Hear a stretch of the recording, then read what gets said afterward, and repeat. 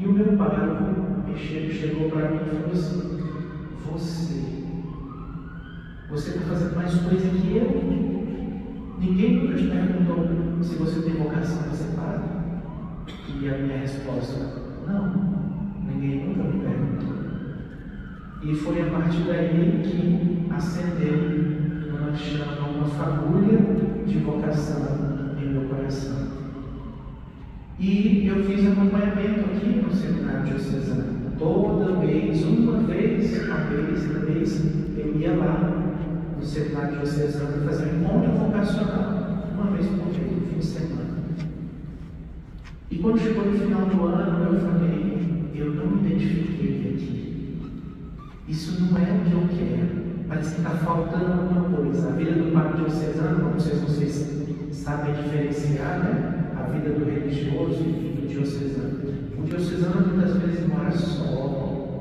Não tem. Às vezes eles trazem a família dele para morar com eles, mas é uma vida um pouco solitária, né? A vida do padre diocesano. E eu falei: eu não quero isso para mim. Eu não quero a vida diocesana. E eu não sabia que existia religioso, mas eu sabia que a minha vida era na vida religiosa. Mas eu ainda não sabia diferenciar. E o meu pai falou: então agora, nessa mesma semana em que eu decidi que eu não queria virar padre diocesano, que eu não queria entrar no seminário diocesano, porque eu não tinha me identificado, 2 seminaristas dessa casa, antigamente aqui era casa de formação, né, de filosofia, 2 seminaristas dessa casa foram fazer pastoral na minha paróquia. E quando eles chegaram lá, eu falei assim: vocês são seminaristas? Não, somos. E a partir daí foi que eu comecei a fazer um encontro com os estigmatinos. E aí eu me identifiquei. Eu percebi que a minha vida era dentro da vida religiosa, onde não moram menos que 3 padres juntos, onde a gente tem uma vida de oração, uma vida comunitária, nós tomamos a refeição juntos, então a gente faz uma experiência diferente da vida do padre diocesano.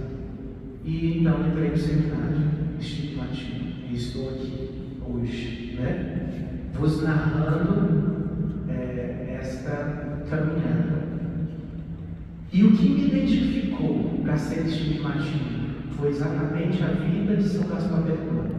Eu gostava muito do trabalho com juventude, sempre gostei. E sempre atuei na área da juventude. E São Gaspar, para mim, é muito mais que Dom Bosco. Não estou tentando fazer briga aqui, não, nem comparação. Mas Dom Bosco nasceu depois de São Gaspar. Só que Dom Bosco ficou mais famoso, porque São Gaspar sempre foi muito recolhido. São Gaspar sempre foi muito para trás, ele não queria se aparecer. Ele fazia, mas ele não era muito de se mostrar. Mas o trabalho que São Gaspar fez com a juventude foi um trabalho muito forte. Na sua época, estava acontecendo a Revolução Francesa, se não me engano.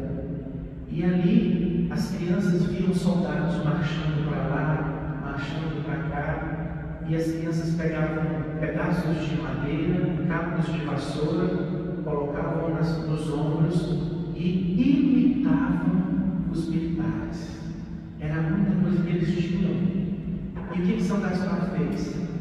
São Gaspar vendo aqueles jovens, aqueles adolescentes, aquelas crianças sem nenhuma perspectiva de futuro, de presente, ele fundou os oratórios marianos. Os oratórios marianos eram como escolas, né? Como hoje a gente conhece como associações, né? De crianças e adolescentes em situação de risco, tem muitas, ou seja, dentro desse oratório mariano tínhamos, dava aula de reforço escolar, tinha aula de futebol, aula de dança, tinha jogos, né? Xadrez, jogos que trabalhavam a intelectualidade dos jovens, das crianças. Então São Gaspar fundou os oratórios marianos, né? E isso mexeu com a cidade onde ele estava. Mas depois, no fim das contas, jovens, né? Inclusive tem até uma picuinha por aí que rola, né? Por aí que dizem que foram os salesianos que chegaram aqui primeiro em Brasília. Não foi, viu? Nós, estigmatinhos, fomos os primeiros a pisar os pés de forma oficial em Brasília. Tanto que, se vocês forem perceber, Brasília completa quantos anos agora? Quanto? 54? 64. Então, parece que a paróquia é mais velha, né? Então, ou seja, tanto, se eu não me engano, eu escutei isso do padre Rui Maru, parece que aqui a igreja, a nossa igreja se chamava Nossa Senhora Aparecida. E aí, quando se fundou, não é o aniversário de Brasília, o aniversário da Catedral. A nossa paróquia é mais velha que a Catedral. A Catedral acho que é de 50 e poucos anos que completa agora, é 57, se eu não me engano, eu acho que é 57 anos. Nós temos 60 e alguma coisa, né? Então vejam, e a nossa paróquia se chamava Nossa Senhora Aparecida. Aí o bispo pediu o nome e colocou o nome na catedral. A catedral se chama Nossa Senhora Aparecida e ele nos deram então o nome de Santa Cruz. E foi a marca que ficou para nós, né? Essa marca da Santa Cruz, porque tem tudo a ver com os estigmas, com os estigmatismos. E além do trabalho com a juventude, São Gaspar ele passou por momentos muito difíceis, que foram as suas cirurgias. Ele passou por mais de 300 intervenções cirúrgicas sem anestesia.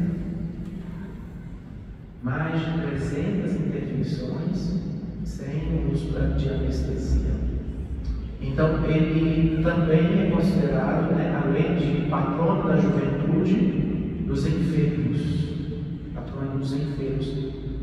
E o que trouxe para São Gaspar a sua canonização foram os milagres que aconteceram aqui no Brasil. Então, ou seja, o Brasil tem tudo a ver com a canonização de São Gaspar Bertone, né? Foi por causa de milagres que ocorreram aqui no Brasil em nome e favor de São Gaspar que ele se tornou santo. A nossa missão, além de trabalhar com a juventude, também é auxiliar os bispos. Nós, estigmativos, precisamos ter uma relação muito próxima dos bispos, estar a serviço dos bispos, né? Então, onde nós estamos, nas paróquias onde estamos, nós sempre temos essa relação próxima com os bispos. Por mais que seja cumprido, que os bispos não possam estar muito presentes, mas a gente tem muito essa prestação de serviço aos bispos. Muito bem, hoje, celebrando essa data, queremos colocar também no coração de São Gaspar todos vocês, cada um de vocês, de forma especial os membros estigmativos, para que não desanimem, porque nós sabemos que hoje, eu até comentava isso ontem, eu comentava com o grupo, eu acompanho, que nós precisamos rezar muito bem, que não está fácil, não. Graças a Deus eu tenho jovem, ainda tenho saúde, eu tenho auxiliado muito aqui as paróquias vizinhas e tenho ajudado muito Sobradinho, porque os padres estão assim, até aqui de coisa para fazer e muitas vezes nos pedem para ajudar, né? Hoje também foi citado ali atrás sobre as Ezequias, né? Eu nunca neguei Ezequiel. Sempre quando me pede, eu faço questão de mim, porque eu gosto. Porque acho que naquele momento de Ezequiel, no momento de batizado, eu também gosto muito de rezar. É um momento onde a gente encontra pessoas que muitas vezes não vão à igreja. E aquela é a hora da gente evangelizar, é a hora da gente falar de Jesus. E é a hora que elas estão abertas para isso, né? No momento da fragilidade, no momento da celebração. Então, é importante a gente estar aberto para o serviço. É uma coisa que eu nunca neguei na minha vida, foi prestar serviço à igreja. Eu acho que a gente precisa estar sempre disponível para isso, apesar das correrias da gente, né? Querendo ou não, nós temos uma agenda muito cheia, né? Muito corrida. Por quê? Porque a messe é grande, mas os operários são muito poucos. Né? Pensa, você tem que ouvir, ter que rezar para tanta gente, ter que lidar com tantas situações e ainda ter a sua própria consciência organizada para lidar com tudo isso. Então, é importante também neste dia que celebramos dia de São Gaspar, recordarmos de rezar também pelos sacerdotes. Hoje também celebramos o dia dos namorados, né? Então, fazemos também essas as intenções para esta Santa Missa de hoje, as pessoas que vieram também rezar pelo seu namoro, né? Pelo seu compromisso, e Deus também nos abençoe. Louvado seja nosso Senhor Jesus Cristo. Queridos irmãos e irmãs,